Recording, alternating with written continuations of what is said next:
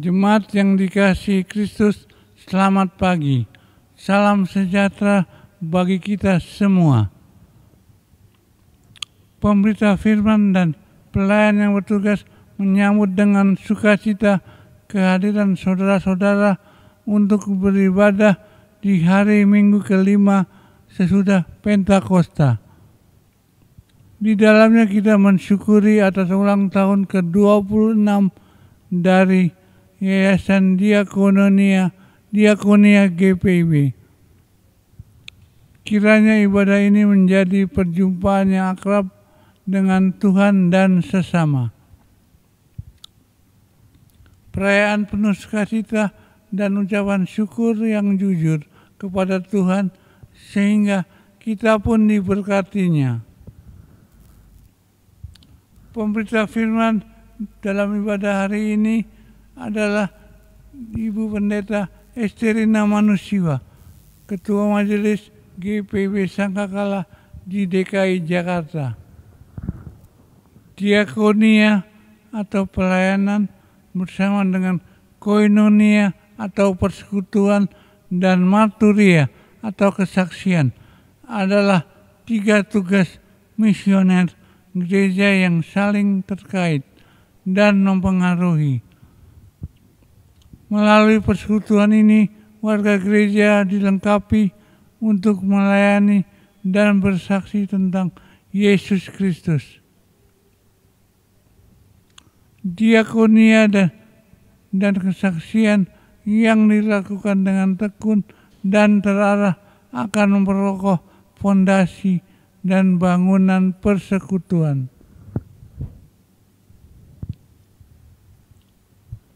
Yayasan Diakonia GPIB adalah salah satu unit misioner yang bertugas merancang dan melaksanakan kegiatan-kegiatan diakonia dalam kebersamaan dengan jemaat-jemaat BP Mupal maupun lembaga-lembaga lainnya.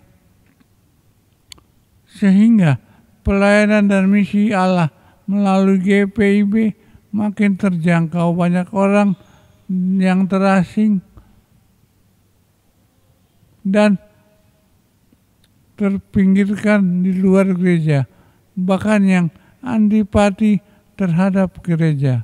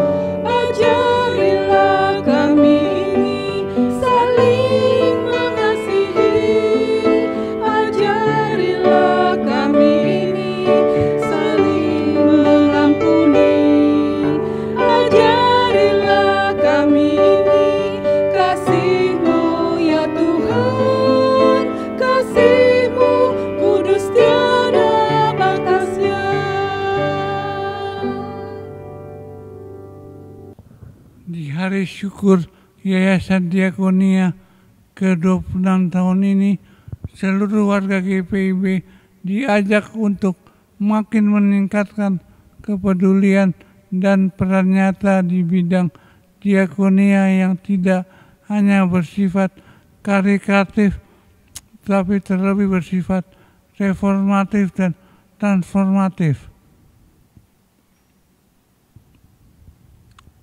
Yesus adalah pelayan atau diakonos sejati.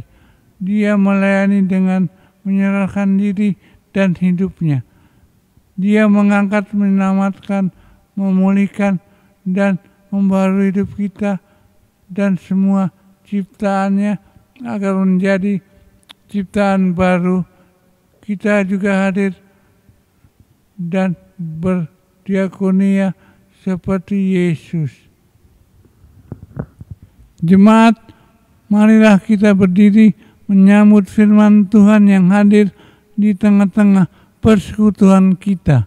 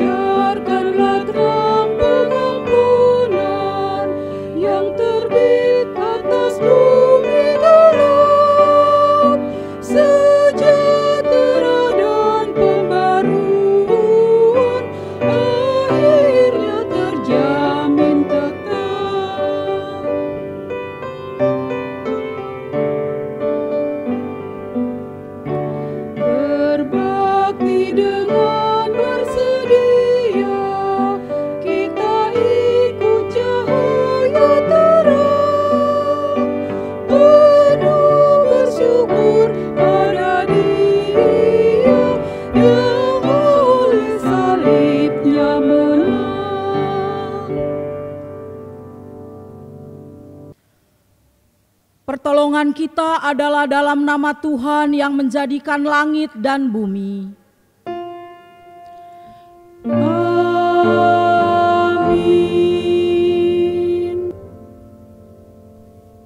Setiap orang yang mendengar perkataanku ini dan melakukannya, ia sama dengan orang yang bijaksana yang mendirikan rumahnya di atas batu. Kemudian turunlah hujan dan datanglah banjir, lalu angin melanda rumah itu. Tetapi rumah itu tidak rubuh sebab didirikan di atas batu. Matius 7 ayat 24 dan 25. Terimalah salam, kasih karunia dan damai sejahtera dari Allah Bapa kita dan dari Tuhan Yesus Kristus menyertai kamu. Dan menyertaimu juga.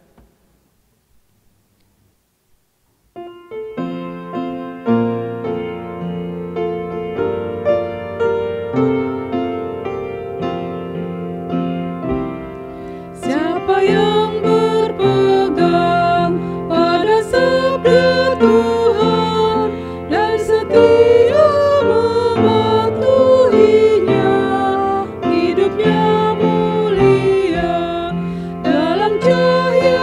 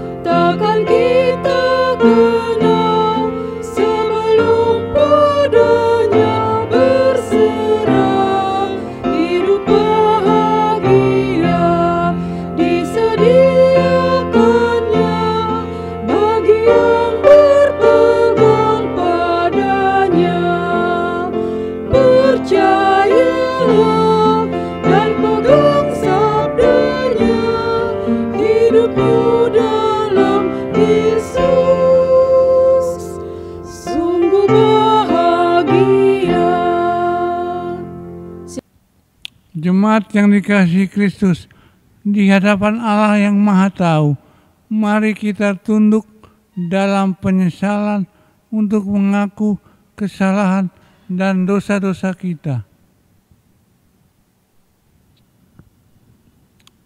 Ya Allah, Bapa Maha Kuasa, kami mengaku salah karena tidak hidup menurut firman-Mu dan tidak berpegang pada peringatan-peringatan-Mu. Hidup kami bercela dan melakukan kejahatan karena tidak mencari Tuhan dengan segenap hati. Ya Yesus Kristus, Tuhan dan Juru Selamat, kami mengaku berdosa karena mengabaikan titah-titah-Mu untuk melayani sebagai hamba yang taat menurut teladan-Mu. Kami angkuh dan sombong.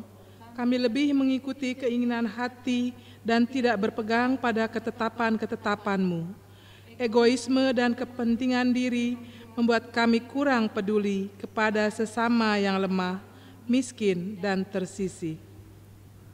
Ya Roh Kudus, bimbinglah dan janganlah tinggalkan kami. Biarlah di hari bersyukur ini kami makin belajar tentang hukum-hukum-Mu yang adil dan dengan hati jujur. Kami memberi persembahan serta berkomitmen diri untuk melayani seperti Yesus untuk mewujudkan pembebasan, keadilan, kebenaran, dan kesejahteraan bagi sesama dan alam semesta. Kepadamu Tuhan, kami mohon, dengarlah seruan kami.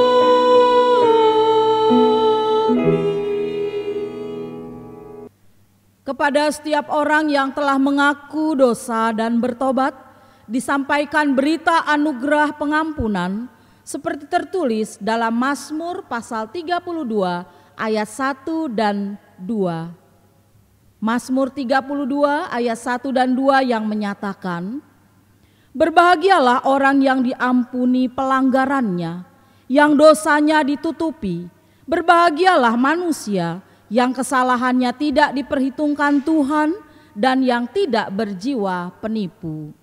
Berdasarkan firman Tuhan ini, sebagai pelayan Yesus Kristus, kami memberitakan bahwa pengampunan dosa telah berlaku di dalam nama Bapa, Anak, dan Roh Kudus. Syukur kepada Tuhan. Amin. Nyanyikan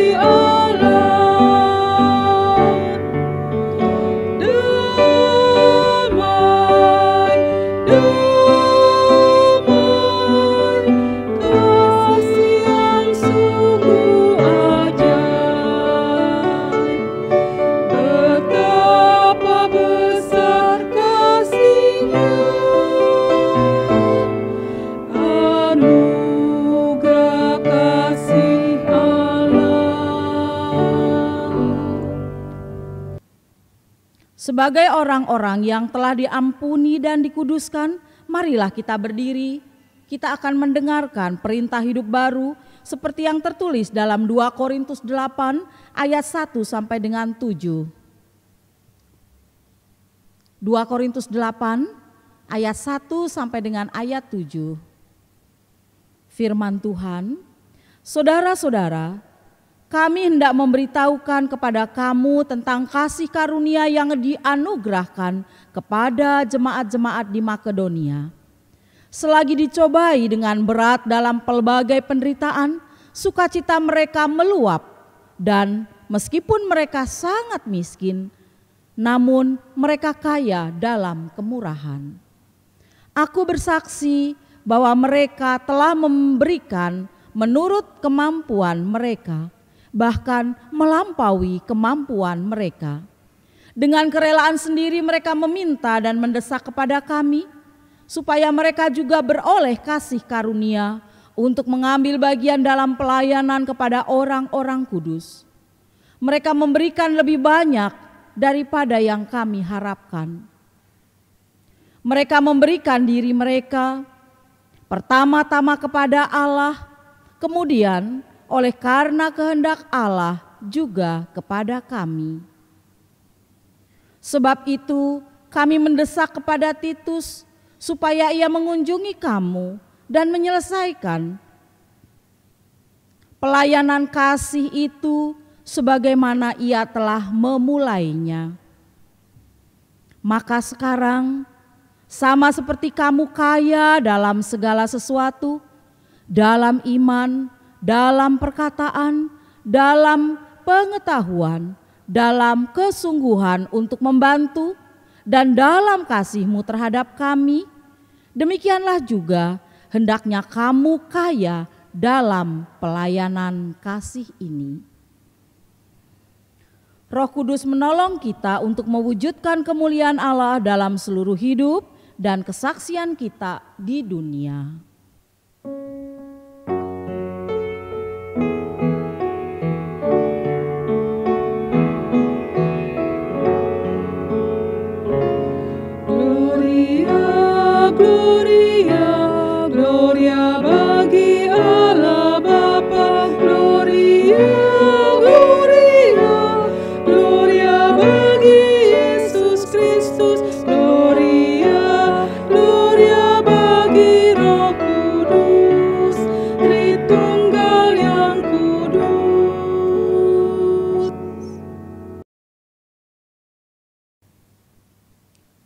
Mari kita berdoa.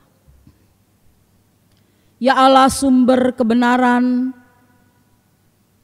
kami mau datang ke hadirat-Mu yang kudus untuk membaca dan merenungkan firman-Mu Tuhan.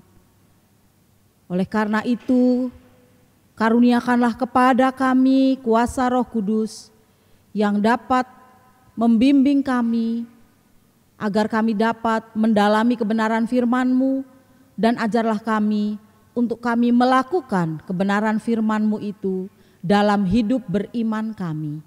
Di dalam nama Tuhan Yesus, Sang Firman yang hidup, kami berdoa. Amin. Saudara-saudara, mari kita berdiri untuk mendengarkan firman Tuhan. Haleluya.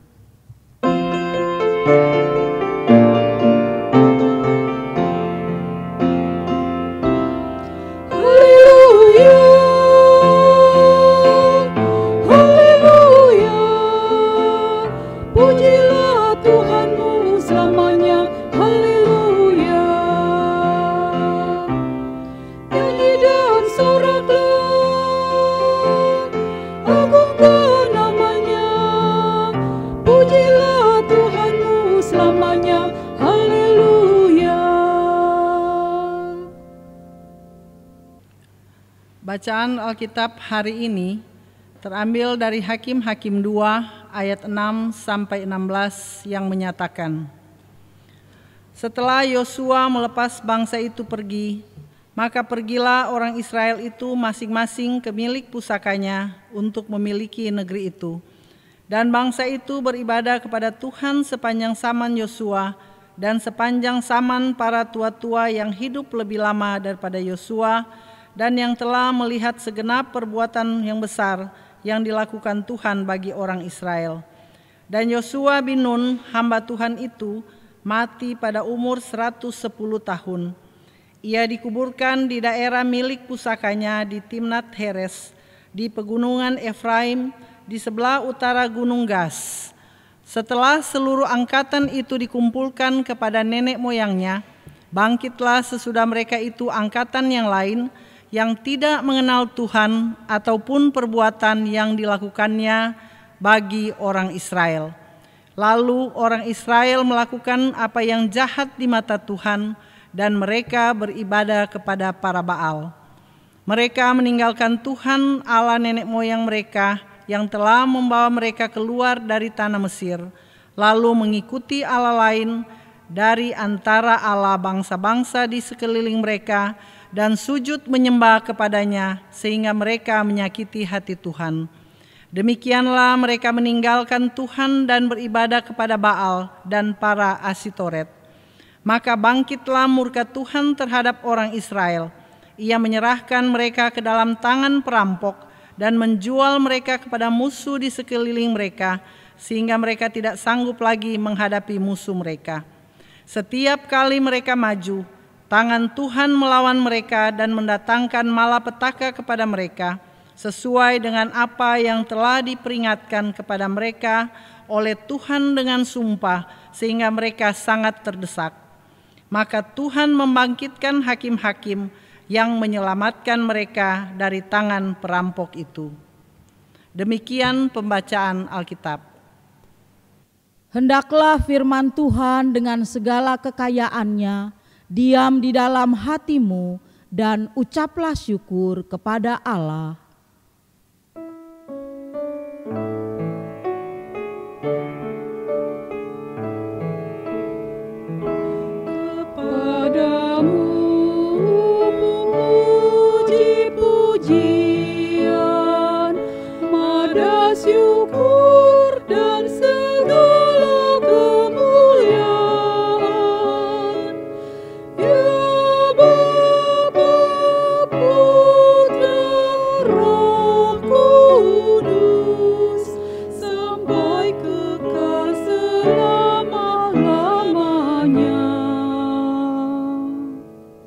Silahkan duduk.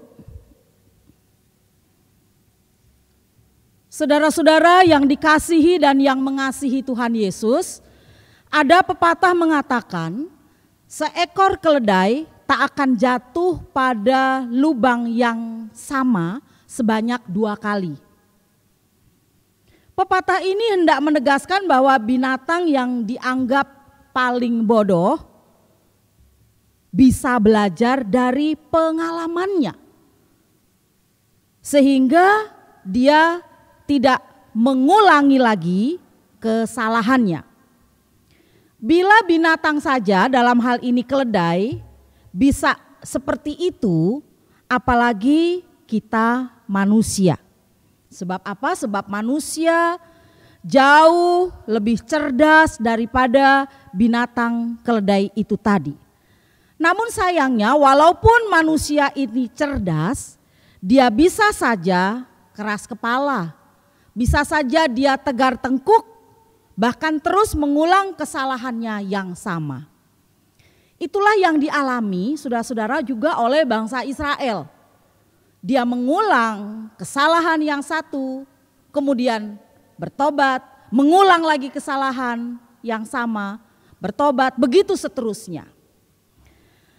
Saudara-saudara, kitab Hakim-Hakim mengisahkan tentang pengalaman jatuh bangun bangsa Israel dalam kesalahannya, juga dalam dosanya, serta tentang pengampunan dari Tuhan.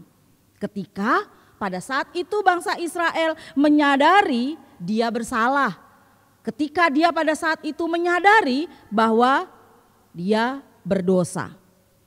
Di tanah Kanaan yang sudah dianugerahkan Tuhan kepada Israel sesuai dengan janji Tuhan kepada Abraham, leluhur bangsa Israel itu, dan setelah Umat Israel sendiri pada saat itu mendiami tanah Kanaan, kemudian lahirlah generasi baru yang tidak mengalami secara langsung peristiwa angkatan sejaman Yosua pada saat itu. Bahkan pada saat Yosua wafat ataupun juga meninggal. Generasi baru yang lahir dan tinggal di tanah perjanjian itu jatuh ke dalam dosa. Apa dosanya? Yaitu penyembahan berhala, penyembahan dewa-dewi, penyembahan Baal dan juga Asitoret yang ada pada saat itu. Mereka lupa, saudara-saudara, lupa pada perjanjian yang Tuhan buat dengan atau melalui nenek moyang mereka pada saat itu, bahwa Tuhan akan menjanjikan kesetiaan Tuhan itu sendiri. Tuhan akan menjadi umat mereka sendiri, yaitu Tuhan yang mengasihi, Tuhan yang taat, Tuhan yang setia selalu kepada umatnya, meskipun, sekali lagi, meskipun umatnya lagi-lagi jatuh ke dalam dosa. Kesetiaan dan ketaatan itu adalah respons kasih, yaitu kasih mereka karena Tuhan telah memilih mereka menjadi umat kepunyaannya. Umat yang sangat dikasihi, umat yang sangat diberkati. Kasih dan juga berkat dari Tuhan itu dinyatakan dengan cara yang ajaib ketika Tuhan pada saat itu membebaskan umat Israel dari perbudakan di tanah Mesir, menuntun mereka siang, kemudian juga malam hari sepanjang pengembaraan mereka di padang gurun Sinai. Hingga akhirnya kita tahu robohnya tembok Yeriko dan Israel akhirnya menduduki tanah Kanaan atau tanah perjanjian itu. Saudara-saudara, berulang kali umat melupakan Tuhan dan karena itu mereka dihukum melalui bangsa-bangsa yang lain yang mengalahkan mereka. Mereka lalu berteriak minta tolong kepada Tuhan. Lalu kemudian dalam bacaan kita ini Tuhan mengutus hakim-hakim yang memimpin mereka untuk lebih sungguh-sungguh bertobat. Tuhan mengutus hakim-hakim pada saat itu untuk mereka memimpin mereka berperang melawan musuh-musuh Israel. Namun setiap kali setelah mereka menang, mereka menikmati kesejahteraan hidup melawan musuh-musuh Israel pada saat itu. Ketika mereka merasakan semuanya itu sebagai bangsa dan umat Tuhan, mereka melupakan Tuhan. Mereka jatuh lagi ke dalam dosa penyembahan berhala dan begitu seterusnya, saudara-saudara.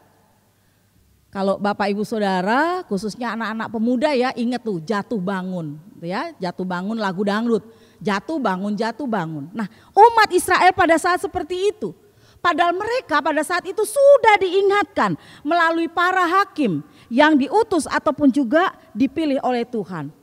Para hakim itu secara silih berganti memimpin umat Israel dalam situasi saat itu. Seperti kalau kita tahu ada hakim Otniel, ada hakim Ehud, ada hakim Samgar, Deborah, Barak, Gideon, Tola, Yair, Yefta, Elon, Abnon, Simson. Ditambah lagi juga ada hakim Eli dan kemudian Samuel. Sebelum Israel pada saat itu kemudian menjadi kerajaan yang dipimpin oleh raja-raja. Saudara-saudara yang dikasihi Allah dalam Tuhan Yesus, kisah kehidupan umat Israel ini bersama dengan para hakim memimpin di Israel itulah kemudian yang diuraikan dalam keseluruhan kitab Hakim-Hakim. Nah, bacaan kita hari ini Hakim-Hakim 2 ayat 6 sampai dengan ayat yang ke-16. Mari kita lihat. Situasinya adalah bahwa situasi Israel generasi baru yang lahir dan yang tinggal di tanah Kanaan pada saat itu dapat dikatakan sebagai generasi yang bersyukur. Sebagai generasi baru yang harusnya bersyukur tapi mereka tidak bersyukur atau lupa bersyukur atas pimpinan Tuhan, atas karya Tuhan yang sudah membebaskan mereka, membebaskan nenek moyang mereka dari Mesir, dan juga kembali membawa mereka pulang memasuki dan mendiami tanah Kanaan sebagai milik mereka. Berulang kali Israel generasi baru ini, saudara-saudara, jatuh lagi di dalam penyembahan berhala, dalam penyembahan Baal. Mereka melakukan apa yang jahat dalam pemandangan Tuhan. Mereka melupakan Tuhan yang selalu mengasihi mereka sejak Tuhan memilih Abraham, Ishak, Yakub, bahkan nenek moyang mereka yang mengalami peristiwa Mesir hingga ke tanah Kanaan. Kemudian saudara-saudara, akibatnya apa? Akibatnya Tuhan menghukum mereka. Tuhan menyerahkan mereka kepada musuh-musuh Israel yang berperang, mengalahkan dan merampok harta milik mereka, bahkan tanah yang diberikan menjadi milik mereka. Bahkan ketika mereka maju berperang melawan musuh-musuh mereka, mereka dipukul, kalah oleh tangan Tuhan sendiri melalui bangsa-bangsa sekitar itu. Tuhan kemudian mengutus hakim-hakim untuk mengingatkan Israel tentang kesalahan mereka, tentang dosa mereka. Akhirnya apa? Endingnya sih memang betul. Israel pada saat itu menyesal, dia bertobat. Oleh karena itu dengan dipimpinnya hakim-hakim itu, Israel akan mengalahkan musuh-musuh mereka. Dan situasi seperti ini saudara-saudara yang ternyata berulang kali. Berulang kali terus-menerus mereka lakukan. Setiap kali seorang hakim pada saat itu yang telah membawa mereka kepada pertobatan, membawa mereka meraih kemenangan, lalu kemudian para hakim itu meninggal atau wafat, maka Israel kembali lagi melakukan kejahatan. Kembali lagi ketika para hakim itu meninggal, orang-orang Israel mulai lagi menyembah patung atau Baal-Baal yang lain dan meninggalkan Tuhan. Lalu Tuhan menghukum Israel dan setelah itu Tuhan mengutus seorang hakim yang baru untuk mengajak Israel bertobat. Maka Tuhan memberikan kemenangan kepada mereka. Saudara-saudara yang dikasihi Allah dalam Tuhan kita Yesus Kristus, melalui perikop kita ini aplikasinya adalah bahwa kita diingatkan. Kita harus selalu mengucap syukur sebagai wujud mengasihi Tuhan. Hidup di dalam ketaatan, hidup di dalam kesetiaan kita kepada Tuhan, hidup di dalam kehendak Tuhan. Kita lakukan semua itu saudara-saudara karena Tuhan telah memilih kita.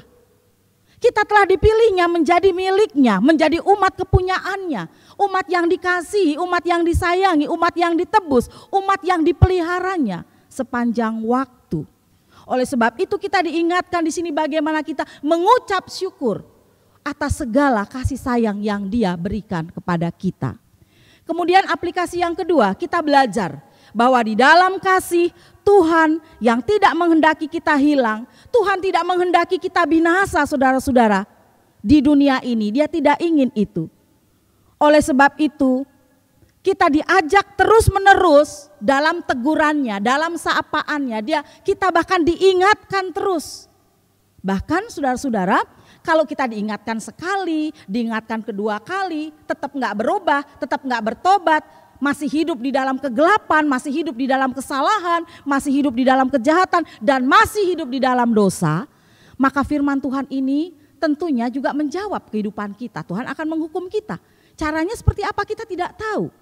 Hukuman Tuhan itu seperti apa. Tetapi semuanya itu saudara-saudara Tuhan lakukan karena Dia mengasihi kita. Dia menghendaki kita berada di dalam kasih yang sama kepadanya. Sama seperti seorang tua Bapak Ibu Saudara ketika anaknya tidak membuat PR misalnya ya. Ada hukuman tertentu distrap misalnya dia tidak dapat orang tuanya tidak memberikan uang jajan misalnya seminggu. Atau mungkin ketika ketahuan anaknya bolos orang tua dipanggil ke sekolah ya karena ketahuan bolos. Orang tua karena sayang, karena cinta kepada anaknya dia didik anaknya. Mungkin pada saat itu anaknya tidak boleh sementara nonton TV atau tidak boleh main HP dulu gitu ya. Seminggu gak boleh main HP, nanti kalau liburan silahkan baru main HP ya. Mungkin cara-cara seperti itu. Maksudnya apa? Orang tua tetap mengasihi, mencintai dan menyayangi anaknya. Sama juga dengan Tuhan. Dia tetap terus menerus kadang menegur kita, menasihati kita, mengingatkan kita untuk kita tidak larut di dalam dosa dan kesalahan kita. Kemudian yang ketiga, memelihara persekutuan yang akrab dengan Tuhan, itu adalah wujud syukur kita sepanjang waktu. Persekutuan yang akrab dengan Tuhan dapat kita nyatakan, baik kita lewat doa ya, doa kita, lewat pembacaan firman Tuhan, lewat teguran, khotbah atau renungan yang kita dengar. Melalui ibadah itu kita diingatkan saudara-saudara untuk terus menerus membangun satu relasi yang bagus, relasi yang indah dengan Tuhan. Benar kalau orang katakan Tuhan juga hadir kok di rumah. Ya, pada masa-masa stay at home kita diam di rumah, Tuhan juga hadir kok. Ibadah kita sekarang hari Minggu ini juga masih di rumah. Di rumah saja, kita tidak ke gereja, begitu ya. Kita katakan Tuhan juga hadir kok. Jadi Bapak Ibu Saudara yang sangat disayangkan, yang sangat ditakuti tanda kutip ya, setelah masa pandemik ini orang lagi malas datang ke gereja. Karena apa? Mungkin pemahamannya seperti itu, Tuhan juga hadir kok, betul. Tuhan hadir dalam doa, dalam persekutuan, dalam ibadah, dalam puji-pujian, dalam renungan, dalam khotbah, benar. Tetapi Tuhan juga itu hadir lewat persekutuan kita. Jadi jangan ketika kita sekarang udah keenakan di rumah terus ya, dari Maret, April, Mei, Juni udah hampir 3 bulan lewat ya, 3 bulan lewat kita di rumah aja, lalu kemudian kita nggak mau lagi ke gereja gitu. Jangan sampai seperti itu saudara-saudara. Jangan sampai kemudian gereja kita kosong seperti ini dan seterusnya. Atau jangan sampai gereja kita kosong seperti di barat. Ya seperti di Eropa. Saya pernah melihat memang pada saat jam ibadah cuma sedikit yang datang.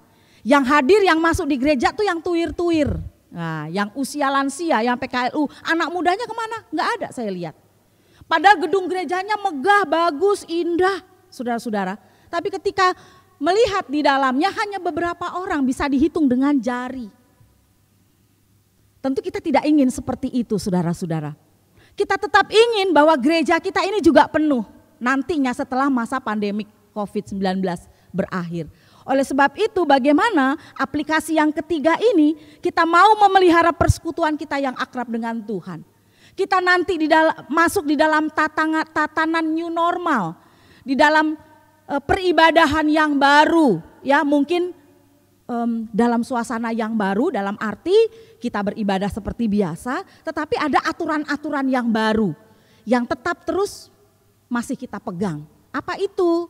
Misalnya pakai masker, ya, sementara nggak jabatan, sementara nggak cipika-cipiki, nggak pelukan, ataupun juga ada kode etik kalau batuk gitu ya. Kalau batuk nggak, langsung droplesnya bisa kemana-mana. Nah, panduannya begini kalau batuk, ya kan?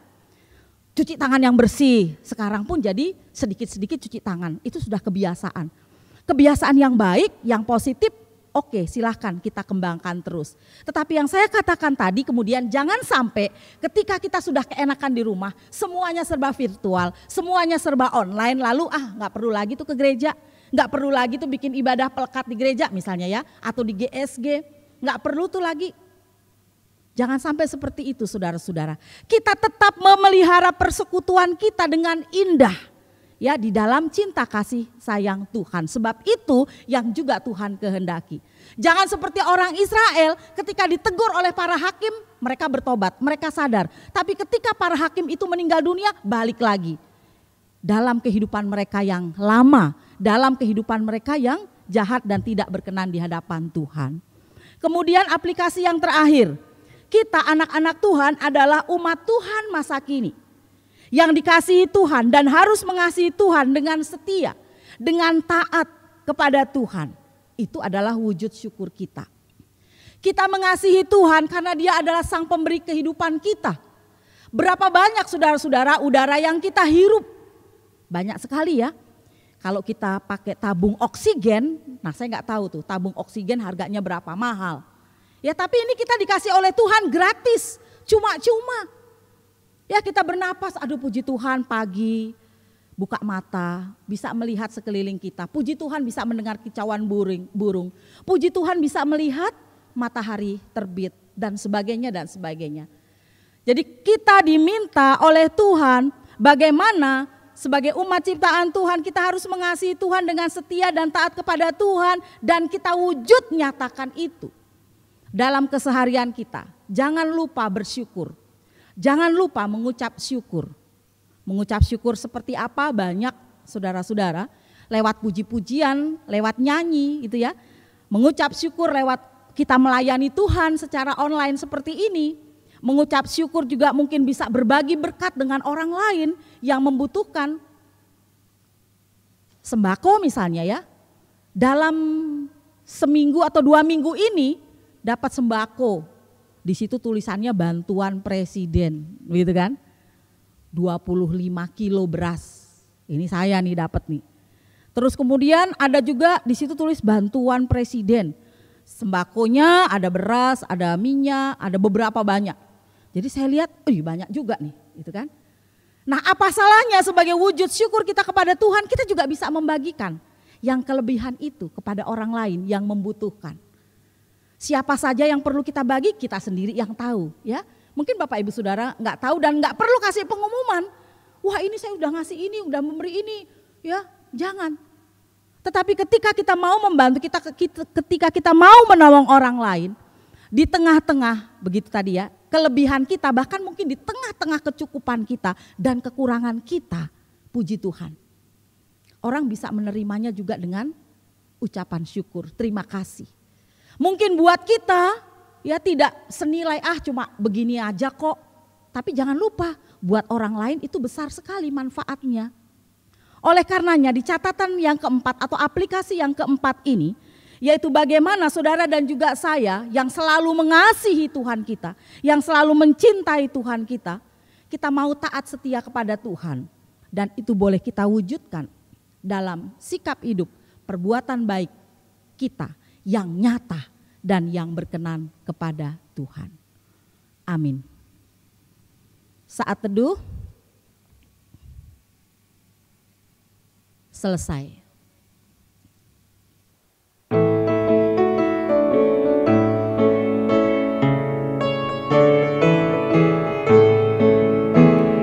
Berpeganglah pada janji Tuhanmu, di sepanjang masa Ia beserta.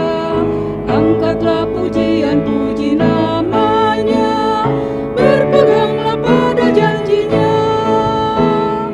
Jangan bimbang, berpeganglah pada janji Juru Selamat.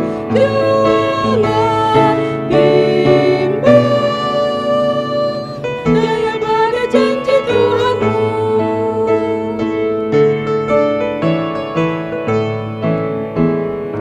Berpeganglah pada janji Tuhanmu, bila ketakutan datang menyerang. Oleh firman Allah pasti kau menang, berpeganglah pada janji-Nya.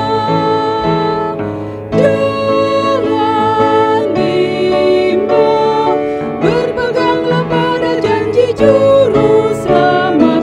Jangan bimbang, percaya pada janji Tuhanmu.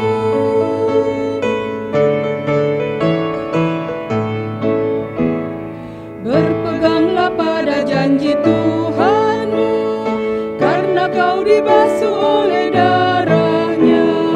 Kristus sudah membebaskan hidupmu, berpeganglah pada janji-Nya. Jangan bimbang, berpeganglah pada janji Juru Selamat. Jangan bimbang, percaya pada janji Tuhanmu. Saudara-saudara, mari kita berdiri, kita akan mengikrarkan pengakuan iman rasuli. Aku percaya kepada Allah, Bapa yang Maha Kuasa, Halik langit dan bumi, dan kepada Yesus Kristus anaknya yang tunggal Tuhan kita, yang dikandung daripada Roh Kudus, lahir dari anak darah Maria, yang menderita di bawah pemerintahan Pontius Pilatus, disalibkan, mati dan dikuburkan, turun dalam kerajaan maut. pada hari yang ketiga bangkit pula dari antara orang mati, naik ke surga, duduk di sebelah kanan Allah Bapa yang Maha Kuasa, dan akan datang dari sana untuk menghakimi orang yang hidup dan yang mati. Aku percaya kepada Roh Kudus, gereja yang kudus dan am, persekutuan orang kudus, pengampunan dosa, kebangkitan daging, dan hidup yang kekal. Silahkan duduk. Mari kita menaikkan doa syafaat.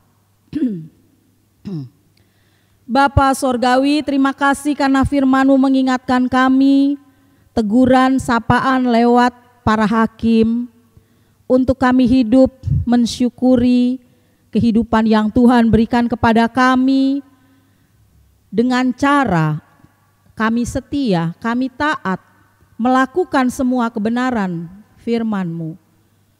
Dengan cara kami boleh bersyukur atas hidup kami yang Engkau berikan kepada kami, nafas kehidupan kami, udara segar, suami, istri, orang tua, anak yang Tuhan berikan kepada kami.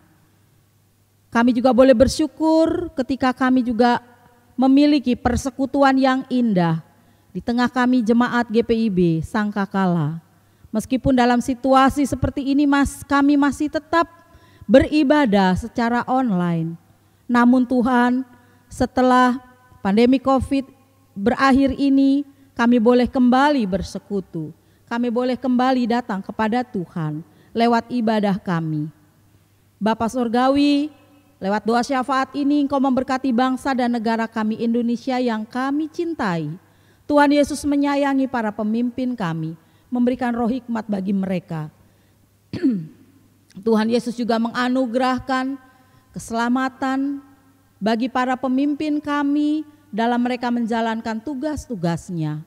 Bapak Presiden, Wakil Presiden, para menteri, pimpinan di DPR, pimpinan di pusat, di daerah, maupun juga di kepolisian, di TNI. Tolong Tuhan, biarlah mereka juga sebagai alat perpanjangan Tuhan, alat damai sukacita di tengah negara kami ini. Oleh karena itu berkatilah setiap kinerja mereka, termasuk juga keluarga-keluarga mereka. Jauhkanlah kami dari peperangan, jauhkanlah kami dari perselisihan, jauhkanlah kami dari oknum-oknum yang tidak bertanggung jawab atau para teroris yang ingin memecah belah persekutuan kami, yang ingin memecah belah bangsa dan negara kami. Kami juga berdoa untuk gereja Tuhan dimanapun gereja Tuhan berada, kami percaya itu kuasa Roh Kudus.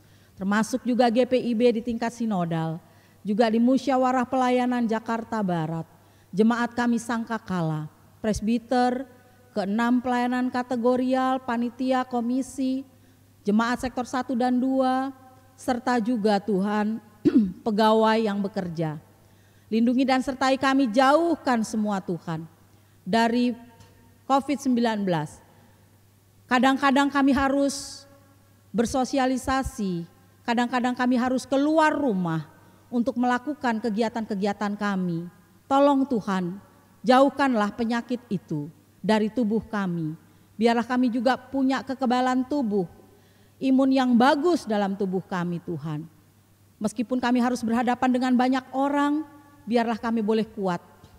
Kami juga mau berdoa Tuhan, buat mereka saat ini yang sedang dalam keadaan sakit.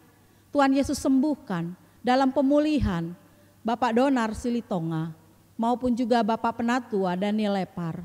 Sembuhkanlah mereka, termasuk juga mereka yang tidak kami sebutkan, mereka yang sudah lansia, mereka yang jauh dari anak-anak, cucu-cucunya Tuhan. Biarlah Tuhan juga boleh ada buat mereka, Tuhan boleh menghibur mereka. Kami berdoa juga buat mereka semua yang berulang tahun sepekan hari ini. Khususnya hari ini ulang tahun perkawinan perak, Bapak Penatua Daniel Lepar dan Ibu Hedi.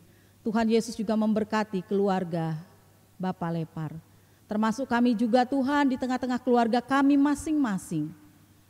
Akhirnya kami juga mau berdoa untuk kami, para duda, janda, anak yatim piatu. Tolong Tuhan dalam kesendirian kami, Tuhan Yesus boleh ada bersama dengan kami. Kami yang sementara tidak atau belum bekerja atau dirumahkan, tolong Tuhan. Biarlah segera berakhir pandemik ini Tuhan. Kami ingin dalam situasi normal. Kami ingin lagi buat suami kami atau saudara-saudara kami kembali lagi bekerja Tuhan. Dan kalaupun kami sudah di PHK, tolong Tuhan, Engkau mengasihani kami, berikanlah pekerjaan buat kami. Dan kami boleh bersyukur untuk semuanya. Anak-anak kami yang sudah lulus, yang sudah wisuda juga secara online, terima kasih Tuhan. Atau anak-anak kami yang akan mendaftar di tahun ajaran baru, sertai juga anak-anak dan cucu-cucu kami. Terima kasih Tuhan, inilah doa kami. Kami juga boleh mengucap syukur, kami boleh merayakan syukur ulang tahun Yadia Tuhan yang ke-26, berkatilah pelayanan Yadia. Ya Tuhan, dalam pengasihan-Mu kami mohon, dengarkanlah doa kami. Peliharalah kami dalam kasih Yesus Kristus, Tuhan dan Juru Selamat yang telah mengajarkan kami berdoa. Bapa kami yang di surga, dikuduskanlah nama-Mu, datanglah kerajaan-Mu, jadilah kehendak-Mu di bumi seperti di surga. Berilah kami pada hari ini makanan kami yang secukupnya, dan ampunilah kami akan segala kesalahan kami, seperti kami juga mengampuni orang yang salah pada kami. Dan janganlah kami ke dalam pencobaan, tetapi lepaskanlah kami daripada yang jahat.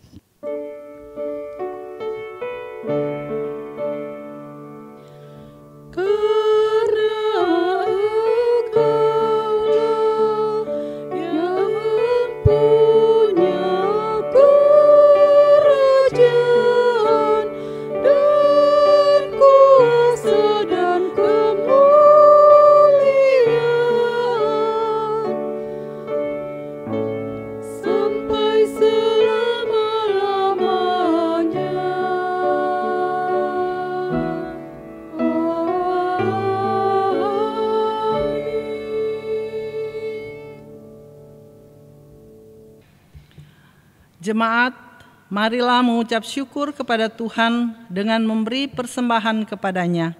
Ingatlah pesan Alkitab dari 2 Korintus 8 ayat 13 dan 15 yang menyatakan, sebab kamu dibebani bukanlah supaya orang-orang lain mendapat keringanan, tetapi supaya ada keseimbangan. Seperti ada tertulis, orang yang mengumpulkan banyak tidak kelebihan, dan orang yang mengumpulkan sedikit tidak kekurangan. Tuhan memberkati saudara dan persembahan saudara. Persembahan bisa ditransfer ke rekening majelis jemaat atau disetor langsung ke kantor gereja. Kita bernyanyi dari Gita Bakti 77 bait 1 sampai 2 persepuluhanmu.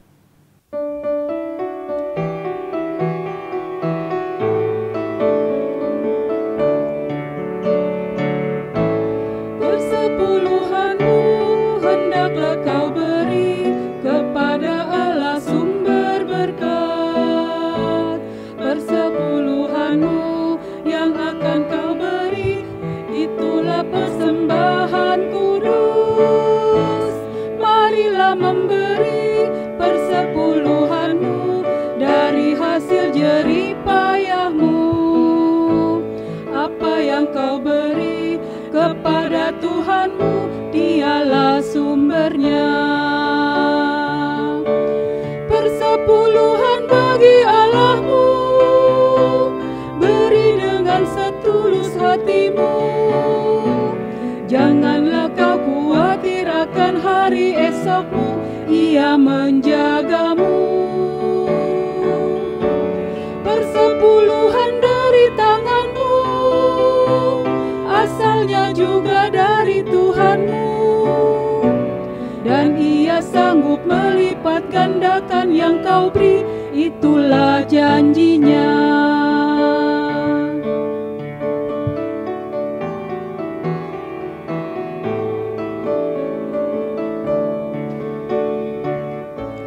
Persepuluhanmu yang sudah kau beri memuliakan Sang Pemberi.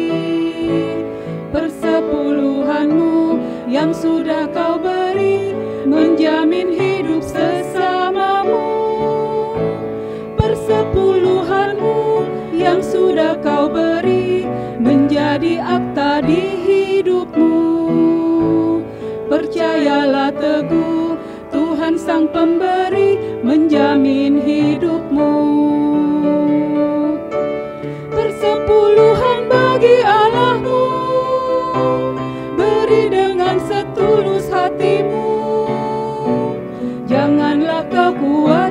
akan hari esokmu, Ia menjagamu. Persepuluhan dari tanganmu, asalnya juga dari Tuhanmu, dan Ia sanggup melipat gandakan yang kau beri, itulah janjinya. Jemaat, mari berdiri. Kita bersama-sama menaikkan doa syukur. Ya Allah Bapa pemurah, kami bersyukur karena kemurahan dan kebaikan-Mu melimpah dalam hidup kami. Kami bersyukur kepada Yesus Kristus, pelayan sejati yang telah memimpin pelayanan Yayasan Diakonia GPIB, melakukan misi Allah di dunia sampai di usia ke-26 tahun. Terimalah syukur kami melalui pemberian sukarela ini ya Tuhan, dan berkatilah agar dipakai untuk mewartakan Injil-Mu dalam kata dan perbuatan bagi sesama demi kemuliaan nama-Mu. Dalam nama Tuhan Yesus Kristus yang telah mengorbankan hidupnya bagi kami, kami bersyukur dan berdoa. Amin. Jemaat Tuhan, kita akan kembali ke tengah-tengah kehidupan kita masing-masing dengan damai sejahtera Tuhan, dan kita akan melakukan firman Tuhan yang telah kita dengar. Mari kita berdiri.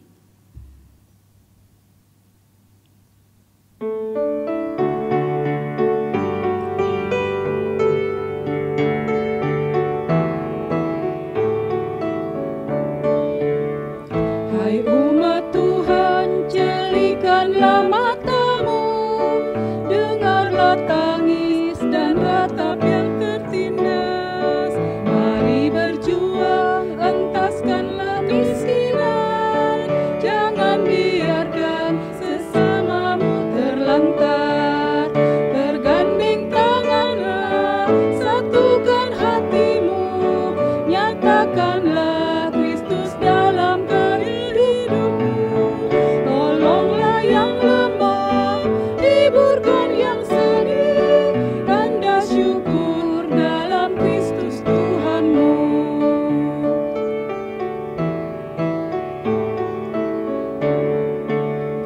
Hai umat Tuhan, satukanlah ikatan, murnikan kasih, rendahkanlah hatimu. Setiap orang diberikannya talenta untuk berkarya, bersaksi bagi Tuhan. Bergandeng tanganlah, satukan hatimu, nyatakanlah Kristus dalam karya hidupmu. Tolonglah yang lemah, hiburkan yang sedih, tanda syukur dalam Kristus Tuhanmu. Tuhan memberkati engkau dan melindungi engkau. Tuhan menyinari engkau dengan wajah-Nya dan memberi engkau kasih karunia. Tuhan menghadapkan wajah-Nya kepadamu dan memberi engkau damai sejahtera.